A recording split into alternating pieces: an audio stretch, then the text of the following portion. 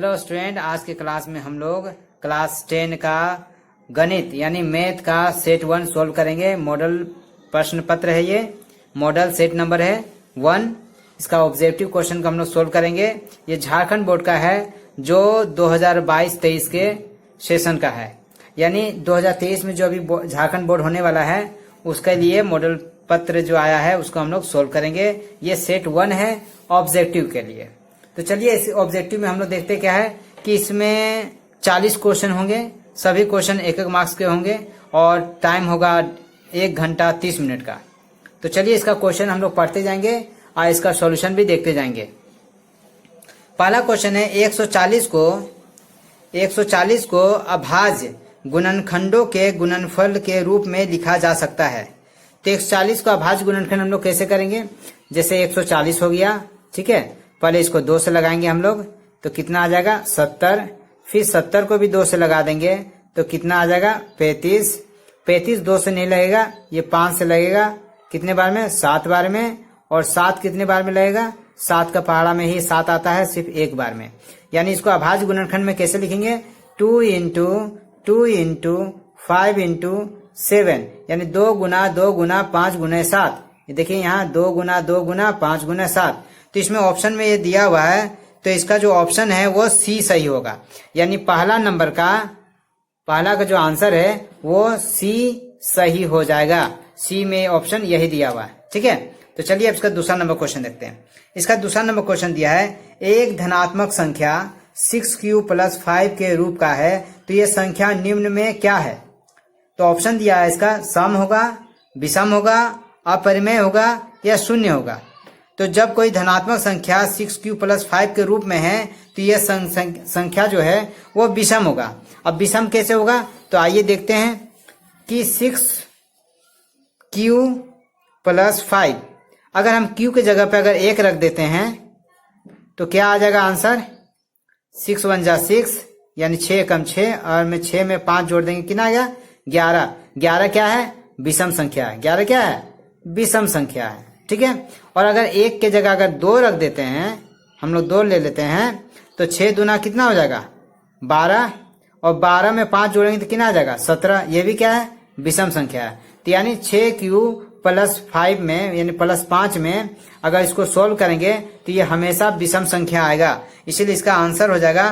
तो 2 का जो आंसर है वो हो जाएगा बी, यानी विषम संख्या, ठीक है। चलिए तीसरा नंबर क्वेश्चन देखते हैं।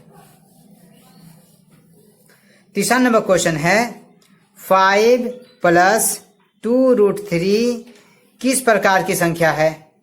तो ऑप्शन में दिया है इसका ए परिमेय संख्या, बी विषम संख्या, सी अपरिमेय संख्या या डी सम संख्या। तो इसमें जो √3 जो है ये अपरिमेय संख्या होता है, तो जिसके साथ भी ये नंबर लगा हुआ है ये पूरे संख्या को भी अपरिमेय बना देगा। यानी ये जो संख्या है क्या कहलाएगा? अपरिमेय संख्या। क्या कहलाएगा? अपरिमेय संख्या। तो 3 का जो आंसर है वो सी हो जाएगा। 3 का आंसर होगा सी। तो चलिए 4 नंबर क्वेश्चन देख लेते हैं। 4 नंबर क्वेश्चन क्या है? 4 नंबर क्वेश्चन में है 2 धनात्मक पूर्णांक a तथा b दिए रहने पर यदि अद्वितीय पूर्ण संख्याएं q तथा r विद्यमान है तो निम्न में कौन सा कथन सत्य है? तो इसका आंसर हो जाएगा 4 का आंसर हो जाएगा बी। इसमें a बराबर होता है bq + r, यानी भाज्य बराबर भाजक गुना भागफल प्लस शेषफल, ठीक है। तो इस 4 का आंसर हो जाएगा B. Question number 5। Question number 5 में क्या लिखा हुआ है आप भी पढ़ सकते हैं।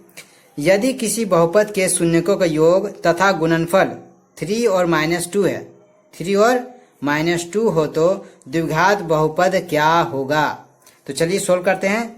तो इसके लिए एक फॉर्मूला हम लोग यूज करेंगे, ठीक है। तो इसमें पहले लिख दें शून्यकों का योग, शून्यकों का योग है ना, कितना दिया हुआ क्वेश्चन में देख लें। शून्य का योग दिया 3 और शून्यकों का गुणनफल कितना दिया हुआ है? शून्यकों का गुणनफल कितना दिया हुआ है? -2। तो निकालना क्या है? द्विघात बहुपद, द्विघात बहुपद। तो द्विघात बहुपद निकालने का फॉर्मूला क्या होता है, एक्स स्क्वायर माइनस, अब ब्रैकेट के अंदर आता है शून्यकों का योग, तो शून्यकों का योग कितना दिया हुआ 3, तो हम क्या लिख देंगे 3, और बाहर में आएगा x जो कि फॉर्मूला में है, फिर प्लस होता है शून्यकों का गुणनफल, तो शून्यकों का गुणनफल कितना दिया हुआ -2, तो हम लोग क्या लिख देंगे -2। अब इसको सिर्फ सोल्व करना है, एक्स स्क्वायर माइनस 3 को x से मल्टीप्लाई कर देंगे, 3x हो जाएगा, प्लस माइनस -2, तो ये हमारा आंसर हो गया है। और ये जो आंसर जो है ये सी में दिया हुआ है, यानी 5 का आंसर हो जाएगा सी, 5 का आंसर हो जाएगा सी। ठीक है, तो चलिए अब हम लोग देखते हैं 6 नंबर क्वेश्चन। 6 नंबर क्वेश्चन है, किसी बहुपद के px के लिए ग्राफ आकृति में दिया गया है, तो बहुपद के शून्यकों की संख्या कितनी होगी। तो आप देख लीजिए ग्राफ में, इस तरह का ग्राफ में फोटो बना हुआ है, हमको उसमें शून्यकों की संख्या बतानी है। तो शून्यकों की संख्या बताने के लिए सिर्फ इस लाइन को देखा जाता है कि ये जो लाइनिंग हम लोग खींचे हैं ये इस लाइन को कितने बार काट रहा है। तो आप देखेंगे एक बार यहाँ काट रहा है, एक बार यहाँ काट रहा है, एक बार यहाँ काट रहा है, बस इस लाइन को देखना है कितने बार काट रहा है, 1 2 3, तो इसका आंसर हो जाएगा 3। तो 6 का आंसर डी में दिया हुआ है 3, तो इसका 6 का आंसर हो जाएगा डी। ठीक है, चलिए 6 का हो गया, यानी 6 नंबर क्वेश्चन खत्म हो गया है। 7 नंबर क्वेश्चन देखते हैं। 7 नंबर क्वेश्चन में लिखा हुआ है 4u पे स्क्वायर प्लस 8u का शून्यक क्या होगा। तो इसका शून्यक निकालने के लिए हम लोग क्या करेंगे, पहले ये दोनों में कॉमन ले लेते हैं, क्या बाहर निकलेगा 4 कॉमन ले लेंगे। ठीक है, 4 कॉमन आ गया, और क्या मिलता है u भी बाहर निकाल लेंगे, तो 4 निकल गया, u दोनों में था तो ये वो u निकाल गए, 2 गो में 1 निकल गया तो 1 बचा होगा। यहाँ पर देखिए 4 निकल गया, 2 गो u था, 1 u निकल गया तो 1 u बच गया, प्लस इसमें 4 का पहाड़ में 8 2 बार में आता 2 लिखेंगे, 1 u था तो वो तो निकल चुका है तो इसमें u नहीं होगा। अब इसमें हो जाएगा शून्यक 4u बराबर 0 और 1 हो जाएगा u प्लस 2 बराबर 0। तो u बराबर 0 और गुने में जो 4 है बीच में कुछ नहीं है तो यानी गुना होता है, गुना वाला जाएगा यहाँ बट्टा में। तो u बराबर जब हम 0 को 4 से भागा देंगे तो आंसर क्या आएगा 0, और u बराबर 0 और प्लस 2 को उधर भेजेंगे तो -2, यानी u बराबर 0 में -2 जाएगा तो -2 बचेगा। तो हमारा आंसर क्या आया 0 और -2, 0 और -2 ये हमारा आंसर है। और ये 7 का जो ऑप्शन है वो ए और सी दोनों होगा, तो इसका 7 का आंसर है डी, जिसमें लिखा हुआ है ए तथा सी दोनों। ठीक है, तो 7 का आंसर हो जाएगा डी, क्योंकि उसका एक आंसर ए में दिया हुआ है और एक आंसर सी में दिया हुआ है, इसीलिए इसका आंसर हो जाएगा डी, ए तथा सी दोनों। ठीक है, 7 का आंसर हो जाएगा डी। चलिए 8 नंबर क्वेश्चन देखते हैं।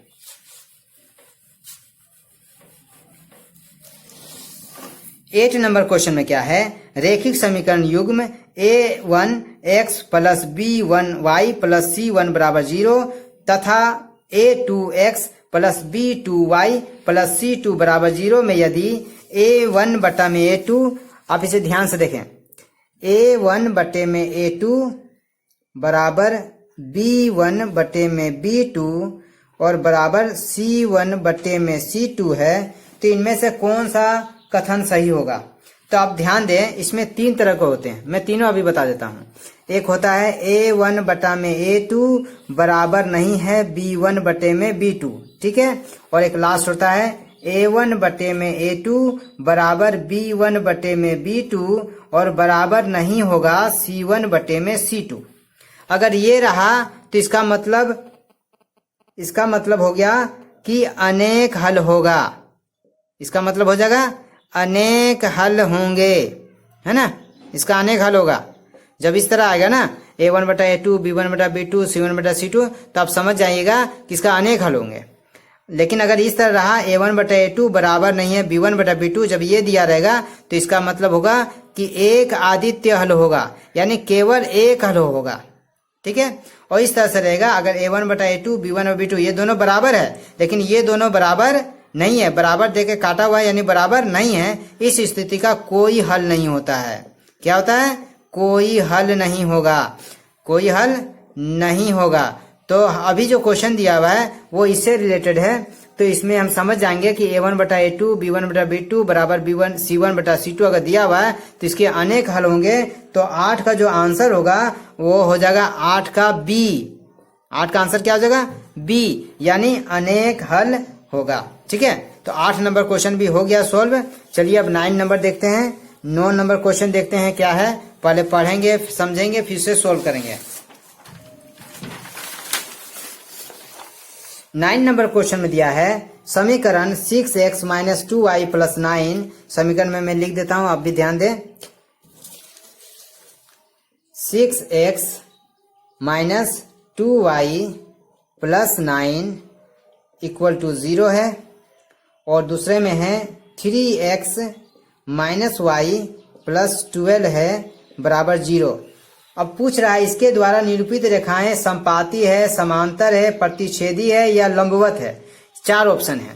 तो हम लोग पहले क्या देखेंगे, ऊपर वाले नंबर को नीचे से इस तरह भागा में लिखेंगे, इस तरह 6/3। देखिए एक सेक्शन है तो 6/3, फिर बगल में क्या लिखेंगे 2, इसके साथ कोई नंबर नहीं है, y के साथ 1 होगा तो 2/1, 2/1, दोनों के साथ माइनस है तो प्लस नहीं लेंगे लेकिन माइनस लिख लीजिए। ठीक है, और लास्ट में क्या है 9/12, 9/12 यानी 9/12। अब देखिए तो ऊपर नीचे काट सकते हैं, ये कटेगा 3 का पहाड़ा में, ये कटेगा 2 बार में, ये कटेगा 1 बार में। ठीक है, अच्छा ये दोनों कटने वाला है नहीं, ठीक है, माइनस माइनस कट सकता है, काट देंगे। और ये 9/12 जो है 3 का पहाड़ा में कटेगा, 3 तिहाई 9 यानी 3 3 जा 9, 3 4 जा 12। अब हम लोग क्या देखेंगे कि 2/1 आया पहला वाला में, दूसरे वाला में भी 2/1 आया है, और तीसरे वाला में 3/4 आया है। इसका मतलब 2 को बराबर है, पहले 2 को बराबर है, और लास्ट वाला जो 2 है वो बराबर नहीं है। जैसे भी अभी मैंने बताया कि A1/A2 B1/B2 ये दोनों बराबर है, लेकिन C1/C2 ये बराबर नहीं है। तो पहला वाला अगर दोनों बराबर है और दूसरे वाला दोनों बराबर नहीं है तो ये समांतर रेखा बनाता है, इसीलिए इसका कोई हल नहीं होता है। तो ये इसका आंसर क्या हो जाएगा B, इसका आंसर हो जाएगा 9 का आंसर हो जाएगा B, यानी समांतर है। ये कैसी रेखा बनाएगा? समांतर रेखा बनाएगा। ठीक है, तो इसका आंसर हो जाएगा 9 का B।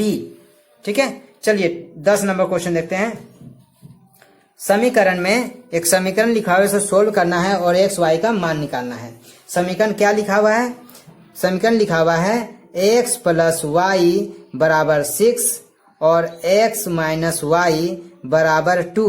अब इसका हल निकालना है, तो इसका हल कैसे निकालेंगे तो देख लें। सबसे पहले हम लोग क्या करेंगे, इसको जोड़ देंगे, दोनों समीकरण को क्या करेंगे जोड़ देंगे। तो x और x क्या हो जाएगा 2x। ठीक है, और प्लस माइनस तो प्लस माइनस तो माइनस होता है, और दोनों सेम मिल गया तो प्लस माइनस माइनस कट गया, क्या बचेगा 6 और 2 इधर जोड़ दो, कितना आ जाएगा 8। कितना आया 8। तो x बराबर 8, और ये दोनों के बीच में कोई साइन नहीं है तो गुना है, गुना कहाँ जाएगा बटे में, इस तरह 2 से काट देंगे, कितना आ गया 4। तो x बराबर क्या आ जाएगा 4। चलिए x बराबर 4 तो आ गया। अब y का मान कैसे निकालेंगे, तो x का मान जो 4 है वो समीकरण 1 या 2 में किसी में रख देते हैं। तो चलिए समीकरण 1 में रख देते हैं। समीकरण 1 क्या है, ax + y = 6। तो x की जगह पे कितना आया 4, तो हम यहाँ 4 लिखेंगे, प्लस y लिखेंगे, बराबर 6 लिखेंगे। तो y बराबर 6, अब +4 को जब हम उधर भेजेंगे तो क्या हो जाएगा -4। तो y बराबर 6 में से 4 गया तो क्या बचेगा 2। तो इस तरह से x का आंसर आ गया 4 और y का आंसर हो गया 2।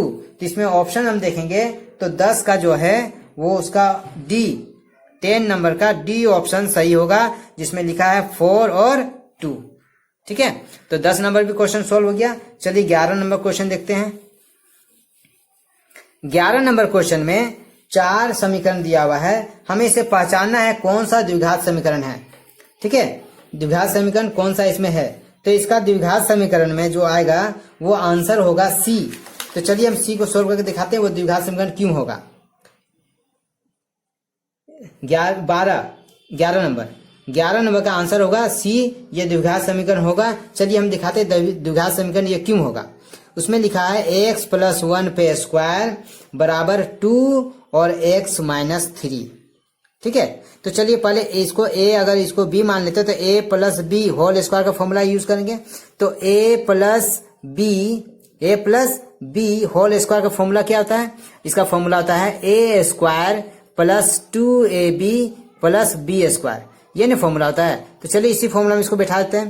तो a पे स्क्वायर यानी x पे स्क्वायर होगा, पहले क्या होगा x पे स्क्वायर प्लस 2ab यानी 2 गुने a इसको मान लिए हैं तो x हो जाएगा, फिर गुने b यानी इसको मान लेंगे तो 1 हो जाएगा, 2ab हो गया, प्लस b पे स्क्वायर, b यानी 1 है तो 1 पे स्क्वायर हो जाएगा। ठीक है, इक्वल टू, अब हम लोग क्या करेंगे, इधर वाले को गुना करेंगे, 2 को x से गुना करेंगे, 2 को x से गुना करेंगे तो क्या आ जाएगा 2x, फिर माइनस, और 2 को 3 से गुना करेंगे, 2 3 जा 6। ठीक है, अब इसको सोल्व कीजिए, x का स्क्वायर x स्क्वायर प्लस 2 1 जा 2 और x को गुना करेंगे तो 2x हो गया, प्लस 1 का स्क्वायर यानी 1 का टेबल 1 ही बार पढ़ेंगे तो 1 होगा, इक्वल टू 2x माइनस 6। अब x square plus 2x plus इधर आएगा तो माइनस 2x हो जाएगा, प्लस 1 और माइनस इधर आएगा तो प्लस 6 इक्वल टू 0। जब भी इक्वल टू का इधर नंबर आता है तो प्लस अगर रहेगा तो माइनस में आएगा, और माइनस में रहेगा तो इधर प्लस में आएगा। अब इसको सोल्व करें तो x स्क्वायर का x square plus minus minus दोनों सेम है तो प्लस माइनस रहेगा तो कट जाएगा, प्लस प्लस प्लस तो 6 और 1 यानी 6 एक 7 हो गया बराबर 0। तो यहाँ देखिए तो सबसे बड़ा पावर क्या आया 2, यानी घात बराबर क्या आया 2 आ गया, यानी द्विघात बहुपद है। इसीलिए मैंने पहले ही बोल दिया था कि 11 का आंसर सी जो है वो ऑप्शन सही होगा। तो 11 का आंसर होगा सी। ठीक है, तो चलिए 12 का देखते हैं अब क्या है। 12 का क्वेश्चन है, द्विघात समीकरण दिया हुआ है X square plus x minus 1 बराबर 0। अब इसका मूल की प्रकृति बताना है, तो इसको ऑप्शन दिए हैं, ए में दिया है वास्तविक और असमान, दूसरा है वास्तविक तथा समान, तीसरा समान होगा, या चौथा वास्तविक ही नहीं होगा। तो चलिए इसको देखते हैं सोल्व कैसे करेंगे। तो इसको सोल्व करने के लिए पहले हमें डी निकालना पड़ेगा। तो इसमें से क्या है, इसमें से कोई अगर नंबर मिल रहा है तो उसको ए मानते हैं। ए बराबर एक्स साथ में आगे में कोई नंबर नहीं है तो हम इसको ए मानेंगे। क्या मानेंगे, ए बराबर 1, इसके साथ कोई नंबर नहीं तो क्या मानेंगे 1। दूसरे वाले नंबर को b माना जाता है, तो b बराबर x के साथ यहाँ भी कोई नंबर नहीं है तो हम उसको क्या मानेंगे 1। ठीक है, कुछ नंबर नहीं तो 1 मानेंगे। और c बराबर क्या है -1, प्लस नहीं लेंगे लेकिन माइनस लेंगे, याद रखें। पहले निकालेंगे d बराबर b स्क्वायर माइनस 4ac होता है, ये चैप्टर 4 का है। ठीक है, अब ध्यान दें, तो b स्क्वायर, b यानी 1 पे स्क्वायर लिखेंगे, माइनस 4ac यानी 4, बीच में कुछ नहीं तो गुना होता है, a यानी 1 है, फिर बीच में कुछ नहीं तो गुना होगा, c यानी -1 है, ब्रैकेट में इस तरह डाल देंगे, 1 का स्क्वायर करेंगे तो 1 आएगा, माइनस माइनस प्लस हो गया, 4 1 जा 4, फिर 4 1 जा 4, तीनों को मल्टीप्लाई करेंगे तो क्या आएगा 4, अब 4 और 1 को 5 प्लस करेंगे तो क्या आ जाएगा 5। ठीक है, तो यहाँ d बराबर क्या आ गया 5, और d का वैल्यू जो है वो 0 से बड़ा है, 5 आया ना, तो 5 के अगर d के जगह पे 5 लिखते हैं, d बराबर 5 आया है तो क्या 0 से बड़ा है। तो जब d का वैल्यू 0 से बड़ा होता है तो इसका आंसर क्या हो जाएगा, वास्तविक और असमान होगा। क्या होगा, वास्तविक और या तथा लिख दें, वास्तविक तथा असमान।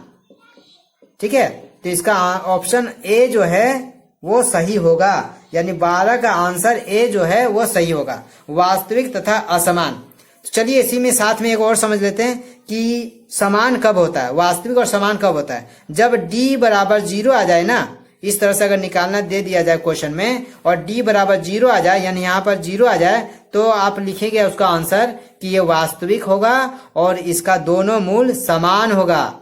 लेकिन अगर d अगर 0 से बड़ा है तो इसका आंसर होगा वास्तविक और असमान, यानी अलग अलग आंसर आएंगे, दोनों मूल अलग अलग होगा। और अगर d बराबर 0 आता है तो इसके दोनों मूल बराबर होंगे, इसीलिए इसको समान लिखा गया है। और अगर बाय चांस अगर d का वैल्यू माइनस में आता है तो लिख दीजिएगा कि ये वास्तविक नहीं है, इसका आंसर ही नहीं आएगा। ठीक है, चलिए 12 नंबर हो गया। 13 नंबर क्वेश्चन देखते हैं हम लोग। 13 नंबर क्वेश्चन है, X square plus B X plus C बराबर 0 के दो भिन्न वास्तविक मूल होंगे यदि क्या होगा, तो अब उसमें ऑप्शन लिखा हुआ। तो अभी तो बताया कि वास्तविक मूल कब होंगे, जब डी जो है वो 0 से बड़ा होगा। डी जब है 0 से बड़ा होगा। डी का फॉर्मूला क्या था, B square minus 4ac। D बराबर क्या था, बी स्क्वायर माइनस 4ac। यानी जब बी स्क्वायर माइनस 4ac 0 से बड़ा आएगा तो आप समझ लीजिएगा इसके दो भिन्न वास्तविक मूल होंगे। भिन्न मतलब अलग अलग और वास्तविक मूल होंगे, जैसा कि अभी मैंने पिछला क्वेश्चन में देखा। तो ये जो ऑप्शन है 13 नंबर क्वेश्चन का, बी ऑप्शन सही है। तो सॉरी, बी नहीं होगा, इसके ऑप्शन जो है सी सही होगा। 13 का सी सही ऑप्शन होगा। 13 का आंसर होगा सी। ठीक है, चलिए 14 नंबर क्वेश्चन देखते हैं। 14 नंबर भी क्वेश्चन यानी 14 नंबर क्वेश्चन भी इसी से है। X square minus x plus 3 बराबर 0 का विविक्तर क्या होगा।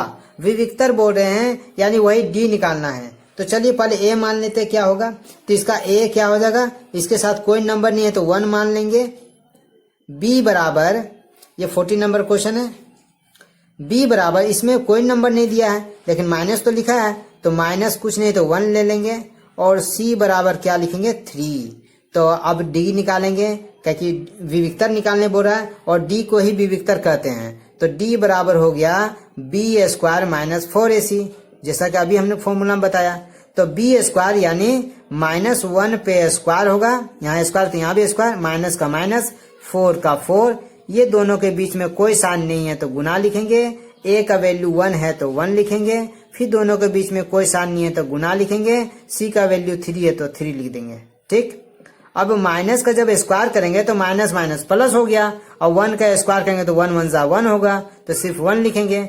माइनस 4 1 जा 4 और 4 3 जा 12, यानी 4 एकम 4 और 4 3 12 होगा। ठीक है, अब एक में से तो 12 जाएगा नहीं, हम उल्टा घटा रहे हैं, बड़ा साथ माइनस साइन है तो माइनस लगाएंगे क्योंकि उल्टा घटाया जा रहा है, और 12 में से 1 गया तो 11 बचेगा। तो यहाँ देखिए डी का जो वैल्यू जो है वो माइनस में आ गया है। क्या आया माइनस में, -11। तो इस तरह से हम देखेंगे कि 14 नंबर का जो आंसर है वो डी ऑप्शन सही होगा। 14 नंबर का डी ऑप्शन सही है, उसमें लिखा हुआ -11। तो 14 का आंसर होगा डी -11। चलिए अब 15 नंबर क्वेश्चन देखते हैं। 15 नंबर क्वेश्चन में क्या है, 15 नंबर क्वेश्चन में दिया हुआ प्रथम पद ए एवं सार्वंतर डी वाले ए एन का एनवा पद निम्न में से चुने। ठीक है, तो एनवा पद निकालना है तो उसका फॉर्मूला क्या होगा, आप सिर्फ फॉर्मूले को आपको टिक मारना है। तो इसका ऑप्शन जो है 15 का डी नंबर ऑप्शन सही होगा, जिसमें उसका फॉर्मूला लिखा है ए एन बराबर ए प्लस एन माइनस 1 और ब्रैकेट के बाहर में डी। ये हमारा ऑप्शन सही होगा। तो 15 का आंसर होगा डी। 15 का आंसर होगा डी। ठीक है, चलिए 16 नंबर में एक एपी दिया हुआ है। 16 नंबर क्वेश्चन में एक एपी दिया हुआ है। 16 नंबर क्वेश्चन में एक एपी दिया हुआ है। क्या दिया हुआ है, 10 7 4 इस तरह के लिखा हुआ है। अब बोल रहा है इसका 30वां पद क्या होगा। 30वां पद क्या बोल रहा है, 30वां पद। तो इसका 30वां पद कैसे निकालेंगे, तो सबसे पहले देखिए जो पहला होता है उसको ए मानते हैं, ए बराबर 10 हो गया। ठीक है, जो पहला होता है उसको ए मानना है। डी में क्या करेंगे, सेकेंड में से हमेशा फर्स्ट को घटा दीजिए, डी निकल जाएगा। तो सेकेंड में क्या है 7, उसमें क्या घटाएंगे 10। तो 7 में से 10 कैसे घटाएंगे, तो ठीक है उल्टा घटाएंगे, बड़ा साथ माइनस आने तो माइनस लगाएंगे। तो डी बराबर क्या हो जाएगा -3 यानी -3 हो जाएगा। ठीक है, और 30वां पद, 30वां यानी 30वां जो है ना वहां जो लिखा होगा तो सोचिए एन है, यानी एन बराबर कितना दिया है 30। अब हमको 30वां पद निकालना है यानी ए एन निकालना है। तो ए एन का फॉर्मूला अभी बताया, क्या था ए एन का फॉर्मूला, ए प्लस एन माइनस 1 और डी, ये फॉर्मूला है। तो 30वां पद है तो ए का वैल्यू कितना है 10 है तो 10 लिख देंगे, प्लस ब्रैकेट के अंदर एन कितना है 30 तो 30 लिख देंगे, माइनस है तो माइनस, 1 है तो 1 ब्रैकेट बंद कर देंगे, और डी कितना है -3 तो -3 लिख देंगे इस तरह से। ठीक है, 10 का 10 प्लस 30 में से 1 गया तो 29 और ब्रैकेट में हो जाएगा -3। तो इसको हमको गुना करना पड़ेगा, बीच में कोई साइन नहीं है तो गुना करना है। तो 10 का 10 प्लस माइनस माइनस 29 को जब 3 से गुना करेंगे तो 87 आएगा। और 87 में से जब 10 को घटाएंगे तो वही छोटा में से बड़ा घटा रहे हैं, बड़ा साथ माइनस साइन तो माइनस देंगे, और 87 में 10 घटाएंगे तो 77 आएगा। तो इसका आंसर हो जाएगा -77। तो 16 का जो है वो ऑप्शन सी सही होगा। ठीक है, चलिए 17 नंबर क्वेश्चन।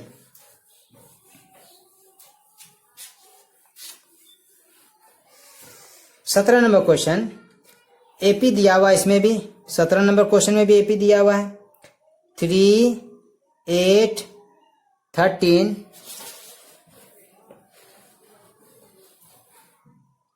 17 नंबर क्वेश्चन 3, 8, 13, 18 ये सबसे नंबर लिखा है और लिखा हुआ है कौन सा पद 78 है। ठीक है, कौन सा पद 78 है, ये भी चैप्टर 5 का है। ठीक है, तो कैसे निकालेंगे इसमें? तो पहला जो दिया हुआ है वो क्या होता है, ए होता है, 3 हो गया जैसे अभी बताया। डी बराबर क्या बोले थे, हमेशा सेकेंड में से फर्स्ट घटा दीजिए। सेकेंड क्या है 8 में क्या घटेगा 3, यानी 8 में से 3 गया तो क्या बचा 5। तो डी बराबर कितना हो गया 5। और कौन सा पद 78 है, देखिए तो कौन सा पद 78 है, तो ये पद दिया हुआ यानी ए एन दिया है। ए एन बराबर कितना दिया है 78। तो हमको निकालना क्या है, एन निकालना है। इस क्वेश्चन के अनुसार हमें निकालना क्या है, एन। फॉर्मूला वही लगेगा, फॉर्मूला क्या लगेगा, ए एन बराबर ए प्लस एन माइनस 1 और डी। अब बैठाते जाएंगे सिर्फ, ए एन बराबर 78 दिया है 78 लिख दें, बराबर ए का वैल्यू 3 है 3 लिख दें, प्लस एन माइनस 1, एन तो मालूम ही नहीं है वही तो निकालना है, और डी दिया है 5। तो 78 अब प्लस 3 इधर आए तो -3 बराबर एन माइनस 1 और 5 रह जाएगा। सिर्फ +3 को इधर ले आए -3। अब 78 में 3 गया तो कितना हुआ 75 हुआ, 75 आया। अब बीच में कुछ नहीं, गुना का साइन है तो बट्टे में लिख देते हैं, गुना जो इधर बट्टे में जाएगा यानी भाग में जाएगा, बराबर क्या जाएगा एन माइनस 1। अब 5 से काटेंगे 75 को तो कितने बार में कटेगा 15 बार में। तो अब क्या बचा 15 बराबर एन माइनस 1। अब -1 को इधर भेज देते हैं तो +1 हो जाएगा, -1 है ना, इधर भेजेंगे तो +1 हो जाएगा, बराबर n। अब सिर्फ n बचा, 15 1 16 बराबर n। तो यानी n बराबर 16 हो गया, यानी 16वां पद जो है वो 78 होगा। तो इसका ऑप्शन जो है वो 17 का बी, 17 का बी ऑप्शन जो है 17 नंबर क्वेश्चन का ऑप्शन जो है वो बी जो है वो करेक्ट होगा 16। ठीक है, 17 नंबर क्वेश्चन हो चुका है। चलिए 18 नंबर क्वेश्चन देखते हैं। 18 नंबर क्वेश्चन दिया है समरूप त्रिभुज की संगत भुजाएं होती हैं। तो इसका ऑप्शन दिया है बराबर, समानुपाती, समांतर या लंबवत। तो समरूप त्रिभुज की संगत भुजाएं जो है वो समानुपाती होती हैं। ठीक है, समरूप त्रिभुज की संगत भुजाएं क्या होती है, समानुपाती होती है। तो इसका ऑप्शन है 18 का बी, 18 का बी जो ऑप्शन है वो सही हो जाएगा। ठीक है, चलिए 19 नंबर क्वेश्चन। दो समरूप त्रिभुजों की भुजाएं 4:9 के अनुपात में है, 4:9। ठीक है, दिया हुआ है। तो इनका क्षेत्रफल का अनुपात क्या होगा? तो जब कभी क्वेश्चन ऐसा मिल जाए कि दो त्रिभुज है, कितने त्रिभुज है, दो त्रिभुज है, एक त्रिभुज ऐसा एक त्रिभुज बड़ा होगा, ठीक है, और दोनों की भुजाओं का अनुपात, इसका 4 है इसका 9 है, 4:9 दिया हुआ है, तो इसका क्षेत्रफल का अनुपात क्या होगा? तो कुछ नहीं करना है, सिर्फ 4 का स्क्वायर कर दीजिए, यानी 4 चौके 16 और 9 का स्क्वायर कर दीजिए, 9 9 81। तो इसका आंसर हो जाएगा 16:81। ये आपका आंसर आ गया। तो इसके अनुसार 19 का डी नंबर जो क्वेश्चन है वो इसका डी नंबर जो आंसर है वो सही आंसर है। चलिए 20 नंबर क्वेश्चन देख लेते हैं हम लोग। 20 नंबर क्वेश्चन में क्या है? हाँ, तो 20 नंबर क्वेश्चन में क्या है? त्रिभुज एबीसी में AB जो है 6√3 है सेंटीमीटर है, AC जो है 12 सेंटीमीटर है और BC 6 सेंटीमीटर है। तो कोण B क्या होगा? ठीक है, तो चलिए हम पहले बना के दिखा देते हैं वो किस तरह से बनेगा।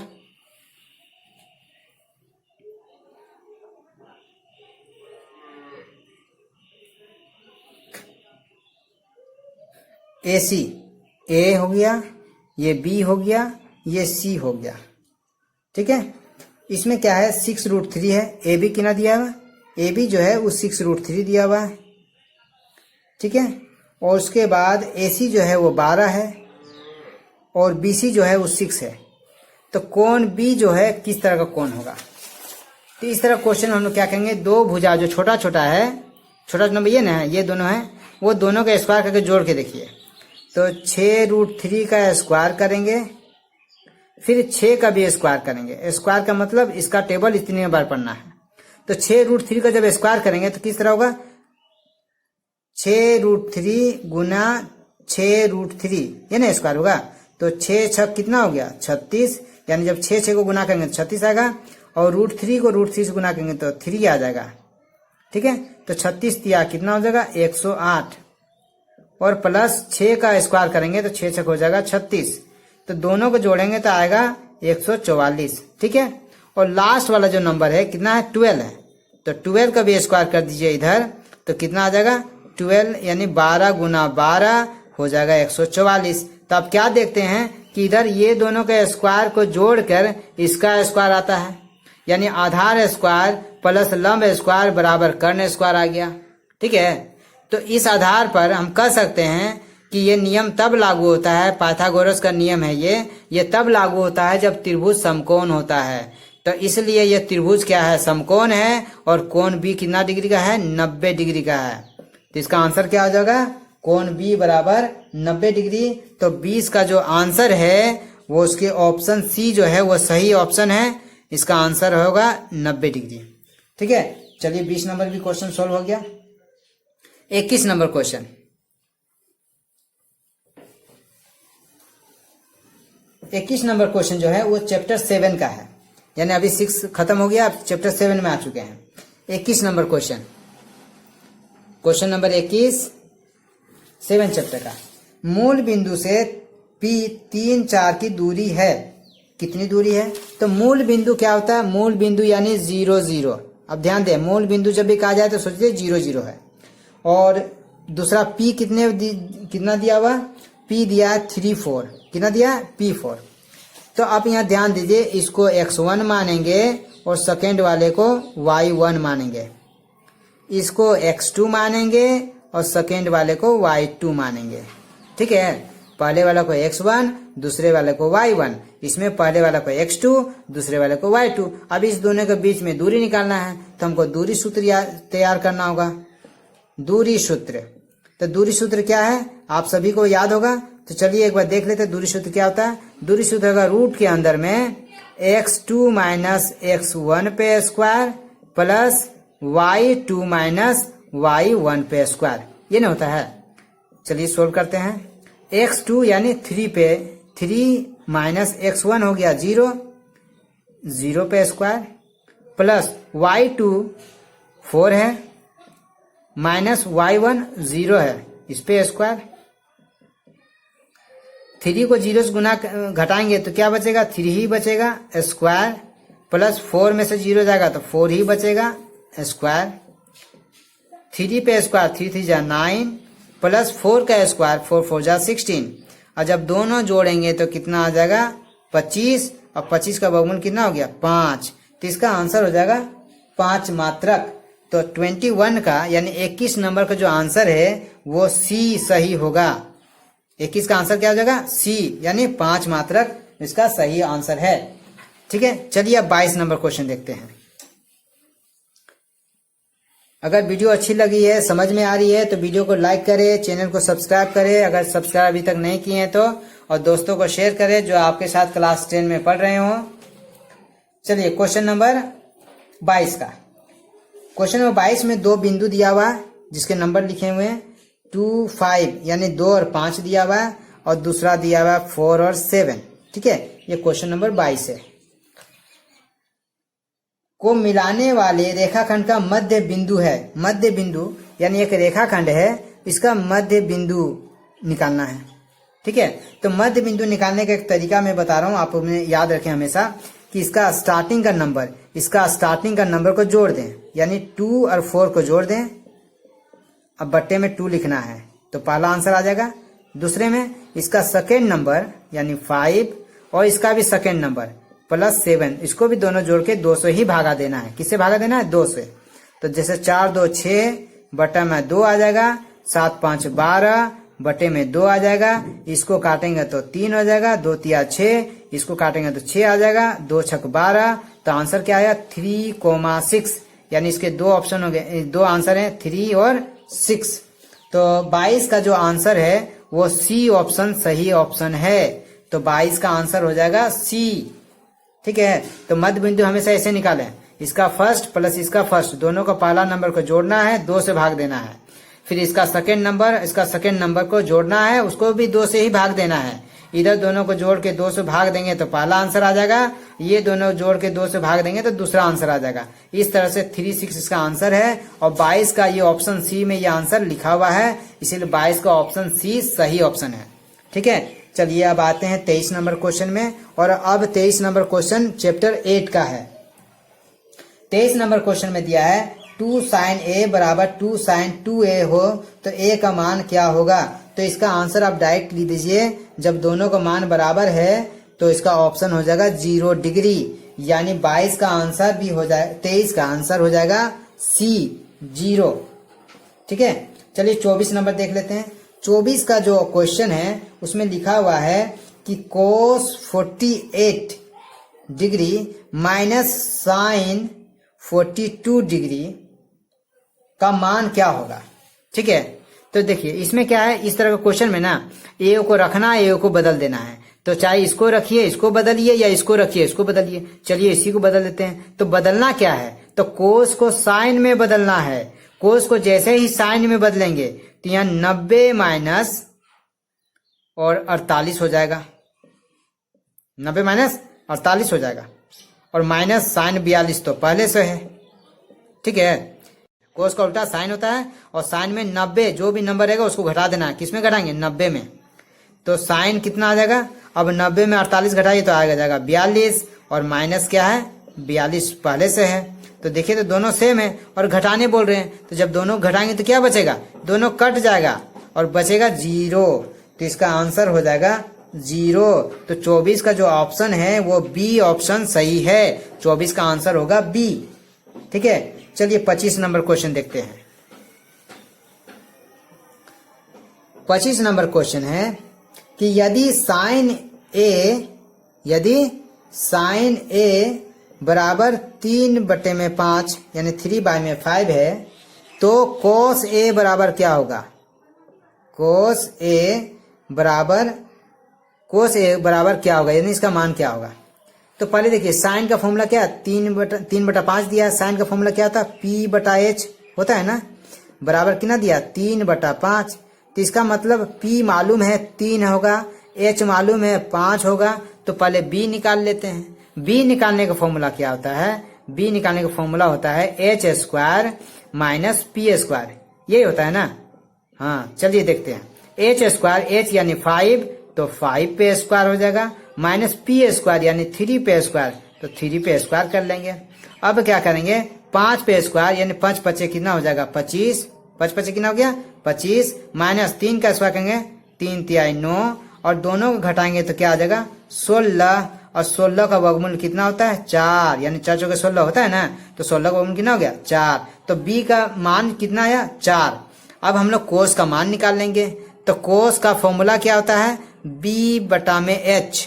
तो b का मान तो आ गया है 4, और h का मान तो पहले से मालूम है 5। तो इस तरह कोस a का वैल्यू हो गया 4/5, और इसका 25 का जो सही ऑप्शन है वो हो जाएगा b 4/5। ठीक है, तो 25 नंबर भी क्वेश्चन सॉल्व हो गया। अब आते हैं 26 नंबर क्वेश्चन में। 26 नंबर जो क्वेश्चन है वो चैप्टर 9 का है।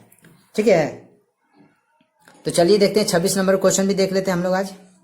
26 नंबर क्वेश्चन है, धरती पर एक मीनार ऊर्ध्वाधर खड़ी है। ऊर्ध्वाधर का मतलब इस तरह सीधा खड़ी है। ठीक है, इस तरह से सीधा खड़ी है, इस तरह से। ठीक है, उसके बाद बोलता है धरती के एक बिंदु से मीनार के पाद बिंदु से 15 मीटर दूर है। तो नीचे वाले बिंदु को पाद बिंदु कहते हैं, ऊपर वाले को शिखर कहते हैं। तो पाद बिंदु से 15 मीटर दूर है, ये बिंदु जो है 15 मीटर दूर है मीनार से, ठीक है, कितना है 15 मीटर हो गया। तो मीनार के शिखर का उन्नयन कोण 60 डिग्री है। उन्नयन कोण, ये मीनार का शिखर हुआ, यहाँ से उन्नयन कोण नीचे बनता है, कितना डिग्री बनता है 60 डिग्री है।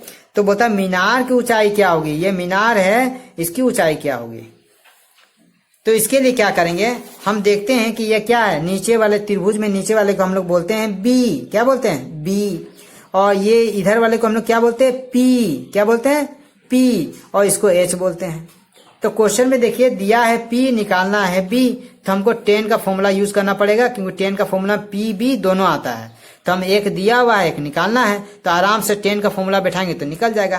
तो हम लिखेंगे टेन थीटा है ना, टेन थीटा, थीटा कितना 60 डिग्री, तो लिख दीजिए टेन थीटा, टेन 60 डिग्री बराबर, अब टेन का फॉर्मूला क्या होता है पी बाय में बी, पी बाय में बी।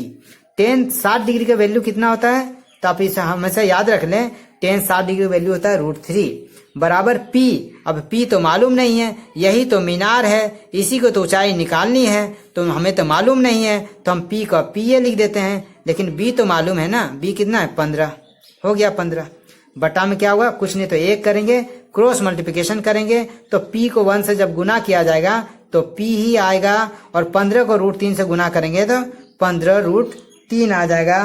तो इसका मतलब जो हमारा आंसर है वो 15 √3 होगा, और 26 नंबर का ऑप्शन जो है वो बी ऑप्शन सही ऑप्शन है।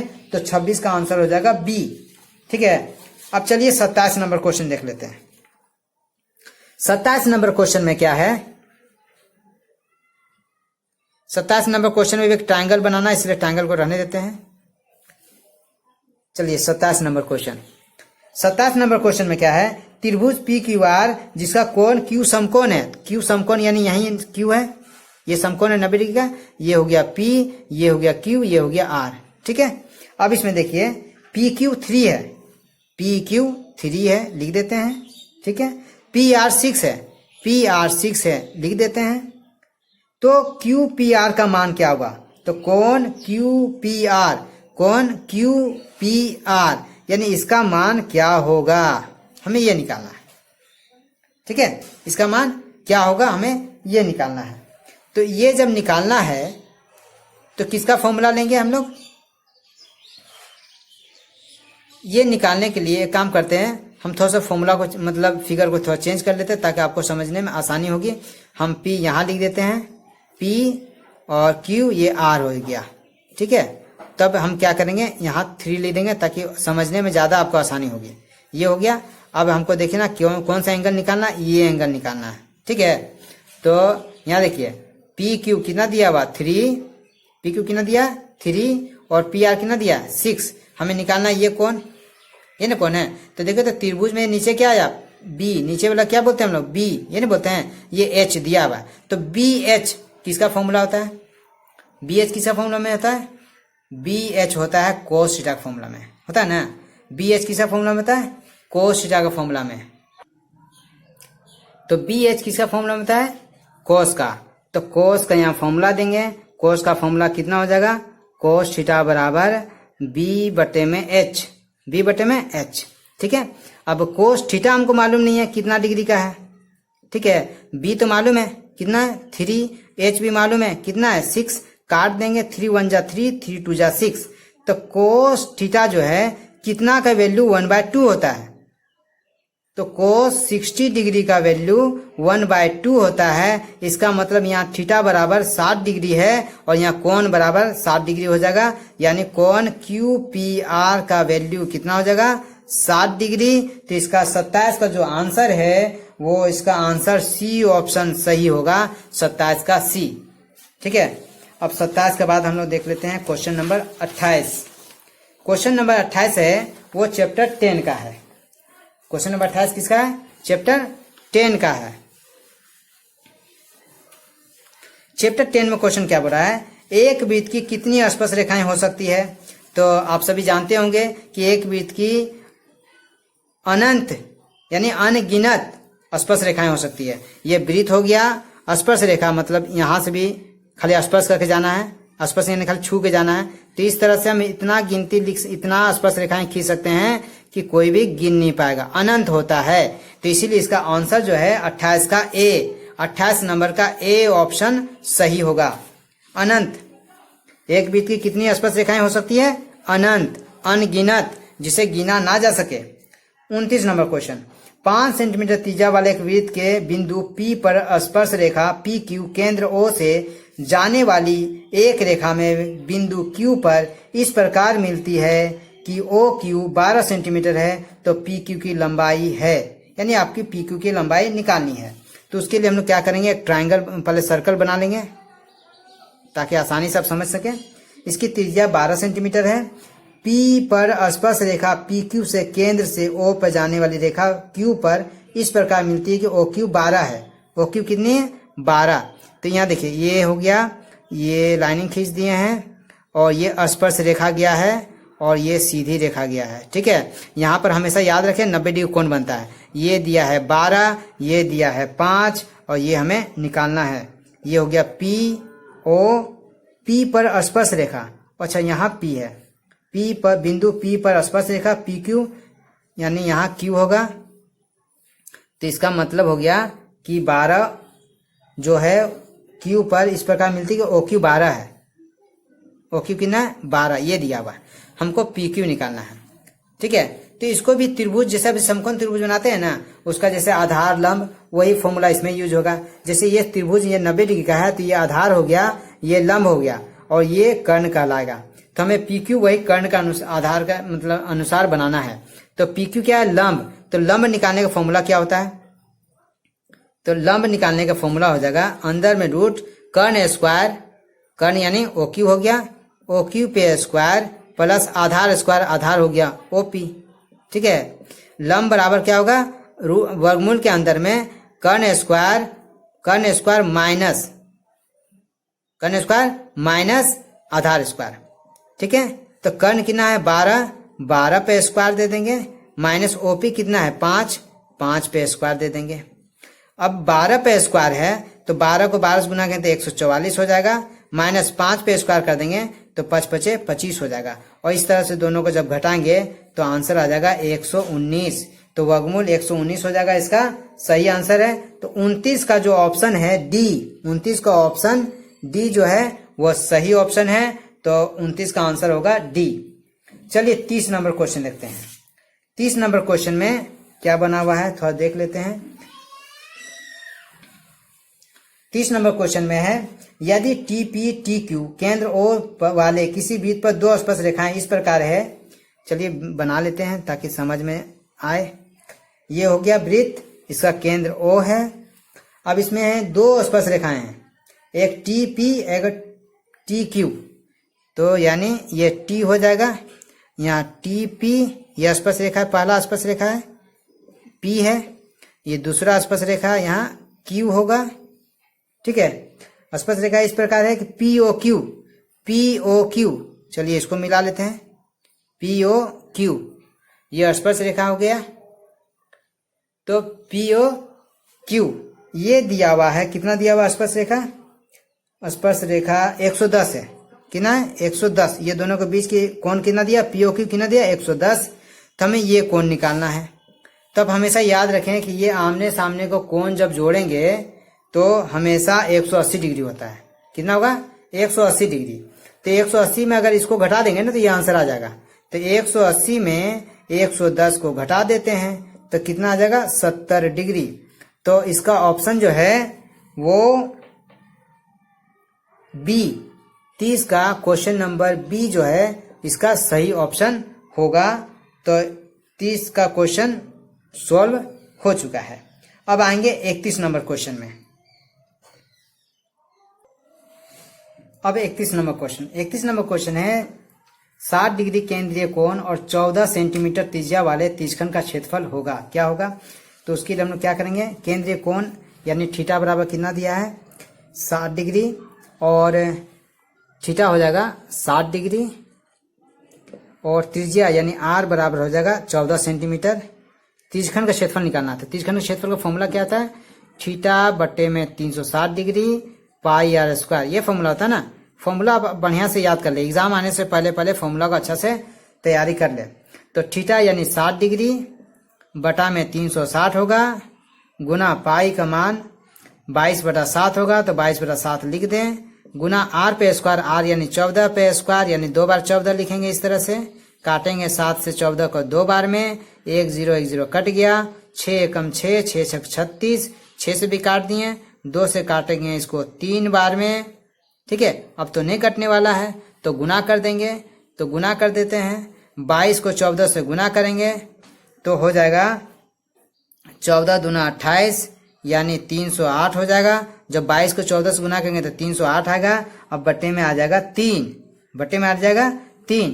तो हम देखेंगे यहाँ 31 नंबर का ऑप्शन डी जो है वो सही ऑप्शन है, 308 बट्टे में 3। तो ये हमारा आंसर हो गया। अब क्वेश्चन नंबर 32। क्वेश्चन नंबर 32 है, त्रिज्या आर वाले वृत्त के उस त्रिज्यखंड का क्षेत्रफल जिसका कोण P है निम्नलिखित में कौन सा होगा। तो इसका जो 32 नंबर का जो ऑप्शन है तो वो ऑप्शन जो सही होगा वो हो गया आपका त्रिज्यखंड का क्षेत्रफल, तो ये होगा, ठीक है, थीटा बटा 360 डिग्री पाई स्क्वायर। इसमें बोलता है कोण को आपको P मान लेना है, तो चलिए मैंने यहाँ P मान लिया। अब देखिए तो इस तरह से कोई फॉर्मूला मिल रहा है इसमें, तो इसमें मिलेगा 2 180 नहीं होगा, ये भी नहीं होगा, पाई आर स्क्वायर पी, तो इसका ऑप्शन डी सही होगा, इसका ऑप्शन डी सही होगा। यानी 32 का जो आंसर ऑप्शन है वो डी जो है वो सही ऑप्शन है। पाई स्क्वायर और जो पी को इधर बगल में लिख दिया यानी पाई स्क्वायर को ऊपर में लिख दिया गया है, इसीलिए थोड़ा सा देखने में आपको कंफ्यूजन होगा। पाई आर स्क्वायर ये जो यहाँ लिखते हैं उसको ऊपर लिख दिया गया, साथ में पी को लिख दिया क्योंकि गुने में है, और बटा में 360 लिख दिया गया है। तो इसका ऑप्शन जो है 32 का डी सही होगा, ठीक है। इससे पहले मैंने बताया कि 31 का आंसर डी सही है, 31 का भी आंसर डी सही है और 32 का भी आंसर डी ही सही है। अब आते क्वेश्चन नंबर 33 में। क्वेश्चन नंबर 33 जो है वो चैप्टर 13 से लिया गया है, यानी 13 से। क्वेश्चन नंबर 33 क्या है, चैप्टर 12 का है। 2 वृत्तों की त्रिज्याएं क्रमशः 19 और 9 है। ये हो गया 19 और एक छोटा वृत्त है, ये हो गया 9, ठीक है। अब होता है इन दोनों वृत्त की त्रिज्या, उस वृत्त की त्रिज्या क्या होगी जिसकी परिधि इन दोनों वृत्तों की परिधि को योग के बराबर है। यानी ये दोनों वृत्त का परिधि यानी इसको और इसको जोड़ेंगे, दोनों को जोड़ेंगे तो एक बड़ा सा वृत्त आएगा, इसकी परिधि के बराबर होगा। तो इसकी त्रिज्या क्या होगी ये आपसे पूछा जा रहा है, ठीक है। तो इसके लिए क्या करेंगे, इसको हम लोग मानेंगे, जैसे इसका फॉर्मूला हम लोग कैसे लिखेंगे, इस तरह से लिखेंगे। इसका फॉर्मूला हो जाएगा 2 पाई आर, परिधि का फॉर्मूला ये ना होगा 2 पाई आर, और इसका परिधि का फॉर्मूला क्या हो जाएगा 2 पाई, इसको R1 ले लेते हैं, ठीक है, इसको R2 ले लेते हैं, तो 2 पाई R2। क्वेश्चन बोला गया कि दोनों को परिधि को जोड़ेंगे तो इसका परिधि आ जाएगा। अब इसमें क्या देखेंगे, 2 पाई R बराबर, इसमें भी 2 पाई इसमें भी 2 पाई है, 2 पाई को कॉमन निकाल लेते हैं। अब क्या बचेगा, जब 2 पाई निकल गया R1 बचेगा, इसमें भी 2 पाई निकल गया तो R2 बचेगा। अब 2 पाई इधर से कट गया तो R बराबर R1 प्लस R2, R1 है 19 और R2 है 9, तो इस तरह से बड़ा R को जोड़ेंगे तो 19 और 8 28 हो जाएगा। तो इसका 33 का जो आंसर बी जो है वो सही ऑप्शन होगा, ठीक है। 33 का आंसर बी सही होगा। चलिए 33 के बाद 34 नंबर, सबसे बड़े बांस की लंबाई बताइए जो एक 12 मीटर लंबे, 9 मीटर चौड़े और 3 मीटर ऊंचे कमरे में रखी जा सकती है। तो इसके लिए एक छोटा सा फॉर्मूला है जो आपको यूज करना है। इसका फॉर्मूला हो जाएगा L पे स्क्वायर प्लस B पे स्क्वायर प्लस H पे स्क्वायर, यानी लंबाई पे स्क्वायर, चौड़ाई पे स्क्वायर और ऊंचाई पे स्क्वायर। इस तरह से आप सबसे लंबे बांस की लंबाई निकाल सकते हैं। तो 12 मीटर लंबा है तो 12 पे स्क्वायर, चौड़ाई 9 मीटर है तो 9 पे स्क्वायर, ऊंचाई 8 मीटर है तो 8 पे स्क्वायर। अब 12 का स्क्वायर करेंगे यानी 12 को 12 से गुना करेंगे तो 144 आएगा, प्लस 9 का स्क्वायर करेंगे 9 9 81 आएगा, प्लस 8 का स्क्वायर करेंगे 8 8 64 आ जाएगा। अब जब हम इसको टोटल को जब हम जोड़ेंगे तो कितना आ जाएगा, टोटल को जोड़ें 4 4 8 1 9 हो जाएगा, और यहाँ 6 4 10 8 18 का 8 हम 1 हो जाएगा, 1 1 2, और इसका स्क्वायर रूट निकालेंगे तो आ जाएगा 17 289, यानी 289 का वर्गमूल कितना होता है 17। तो इस तरह से 35 नंबर जो क्वेश्चन है 34 नंबर जो क्वेश्चन है उसका आंसर हो जाएगा बी।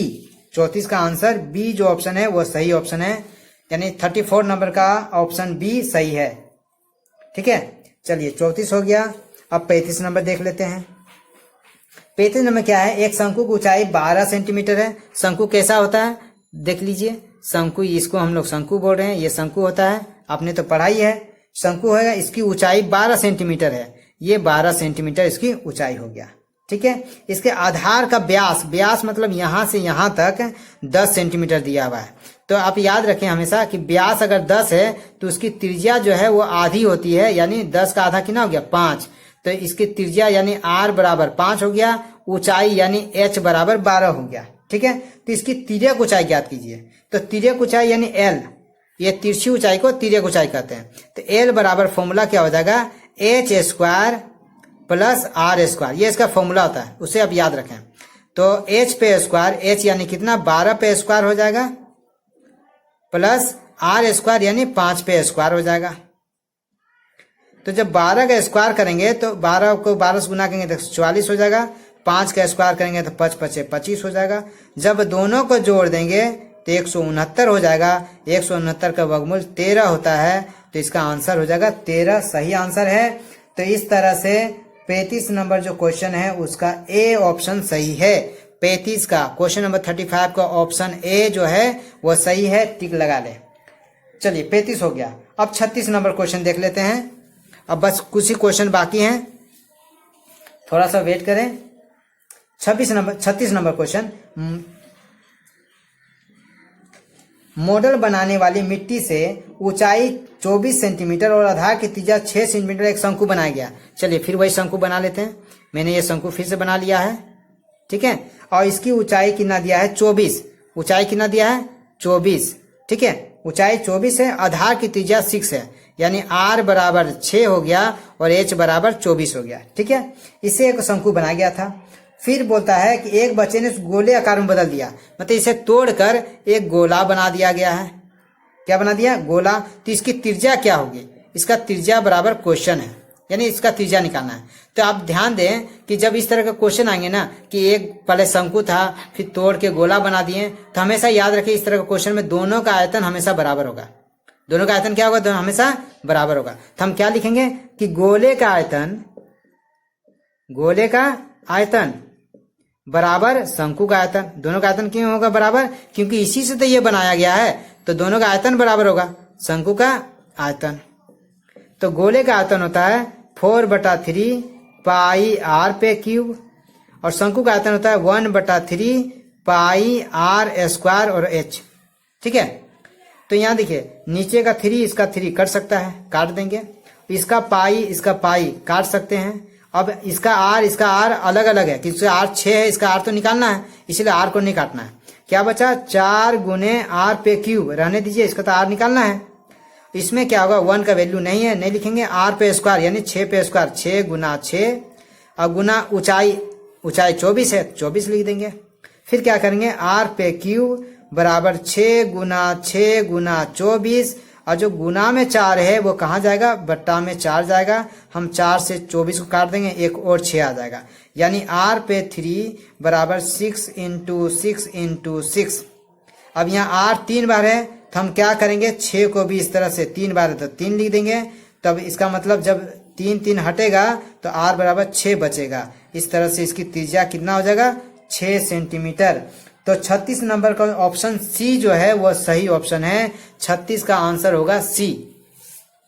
36 नंबर क्वेश्चन हो गया। चलिए 37 नंबर क्वेश्चन जो है अब उसको देख लेते हैं। 37 नंबर क्वेश्चन कैसा है।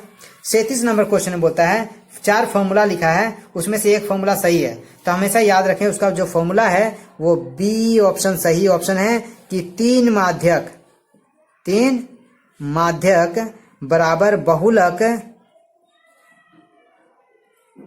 प्लस 2 माध्य होता है, 2 माध्य होता है। ये हमारा ऑप्शन सही है, यानी 37 का ऑप्शन बी सही है। इसे फॉर्मूला है, इसे आप याद रखें। बहुत कभी फॉर्मूला इस तरह भी लिखा होता है, जैसे बहुलक बराबर 3 माध्यक और माइनस 2 माध्य, ये दोनों एक ही फॉर्मूला है, बस क्या किया गया है कि माइनस दो माध्य को उधर भेज दिया है, इसलिए बहुलक प्लस में 2 माध्य हो गया है और 3 माध्य का अकेला रह गया। तो इससे कंफ्यूज ना हो, ये इसका सही आंसर हो गया है। तो 37 का जो सही आंसर है वो है बी, 3 माध्यक बराबर बहुलक प्लस 2 माध्य। अब 38 नंबर क्वेश्चन। 38 नंबर क्वेश्चन में क्या है, थोड़ा सा पढ़ लेते हैं।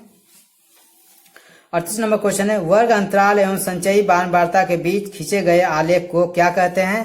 तो इसका सही आंसर हो जाएगा डी, त्वरण कहते हैं। तो 38 का आंसर जो है वो डी होगा, जिसमें लिखा जाएगा त्वरण। ठीक है, क्या कहेंगे? त्वरण कहते हैं, यानी वर्ग अंतराल एवं संचयी बारंबारता के बीच खींचे गए आलेख को त्वरण कहते हैं। तो 38 का डी ऑप्शन सही होगा। 39 नंबर क्वेश्चन। 39 नंबर क्वेश्चन है, निम्नलिखित में कौन सी संख्या किसी घटना की प्रायिकता नहीं हो सकती है? तो इसके ऑप्शन में जो दिए हैं वो ऑप्शन है 2/3, -1/5, 15% और लास्ट में लिखा गया है 0.7%। तब हमेशा याद रखें कि किसी भी घटना की प्रायिकता कभी माइनस में नहीं हो सकती, यानी ऋणात्मक नहीं हो सकती है। तो किसी निम्नलिखित में कौन सी संख्या किसी घटना की प्रायिकता नहीं हो सकती है? तो इसका ऑप्शन होगा बी, यानी -1/5, माइनस में किसी की प्रायिकता नहीं हो सकती है। ठीक है, तो 39 नंबर का ऑप्शन होगा बी सही आंसर है।